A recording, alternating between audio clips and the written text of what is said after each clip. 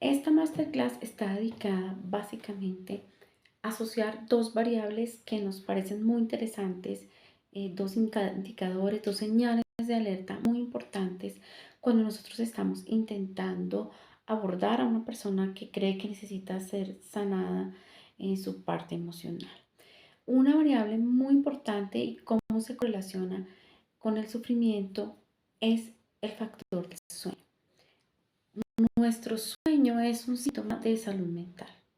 Cuando se altera este gran regalo de la vida que es dormir, pues empiezan a ocurrir una serie de sintomatologías que a veces nosotros no las vemos tan graves, consideramos que son situaciones que podemos manejar, que podemos dominar, que en algún momento son circunstanciales, pero cuando se repiten con cierta frecuencia pueden realmente darnos una señal muy clara de que la persona está alterada su sueño y que claramente está pasando por un proceso emocional importante, ¿cierto? Está muy relacionado, obviamente, después de haber hecho un barrido médico y descartar las consideraciones médicas del caso cuando se altera el sueño, es muy importante, una vez descartadas todas estas evaluaciones médicas, y si realmente llegamos a un punto donde encontramos que la alteración del sueño y la privación del sueño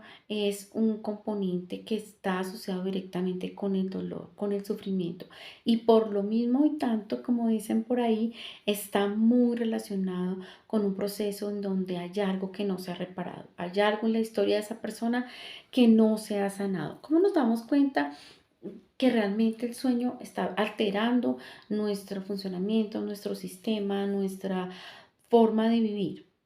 Y está realmente abonando a un estado de tristeza, de sufrimiento. Primero porque pasamos de un lado al otro, ¿no? O del insomnio total, ¿cierto? Que es una alteración como la más común, ¿cierto? Que pues eso desordena todo nuestro sistema y pasamos al dormir demasiado, que también puede ser un indicador de depresión mayor. ¿Qué encontramos cuando se altera el sueño? Sobre todo por más de 48 horas continuas sin dormir, sin pegar el ojo, sin descansar, podemos encontrarnos frente a un cuadro, a un trastorno, se puede disparar un trastorno mental que esté ahí de base, que esté ahí acallado, y después de esas 24 horas, 48 horas o 72 horas sin conciliar el sueño, podemos estar en un riesgo altísimo de la alteración de la conciencia y por supuesto estar más propensos a que se desarrolle o que se dispare en un momento un trastorno mental. Entonces, fíjese la importancia de sanar. Estamos hablando todo este mes de sanar, y a veces dejamos pasar el tema del insomnio, pensamos que con una pastilla psiquiátrica va a ser suficiente, que si yo me dopo voy a dormir y probablemente lo logro. Pero si no voy al fondo, a la raíz de nuestro problema, a dónde se originó realmente este problema, este dolor, esto que me agobia, esto que me persigue, esto que ocupa mi mente, pues no vamos a lograr realmente un cambio significativo. Por eso hay que ir a esos procesos de sanación profundos, terapéuticos, que nos ayuden de manera práctica a tener una mejor calidad de vida. Pero una de las señales más importantes que nosotros encontramos cuando hay una alteración emocional es el sueño. ¿Qué cosas podemos nosotros encontrar? ¿Qué actividades, qué conductas podemos ver alteradas cuando se nos altera, ahí quedó reiterativo, el sueño?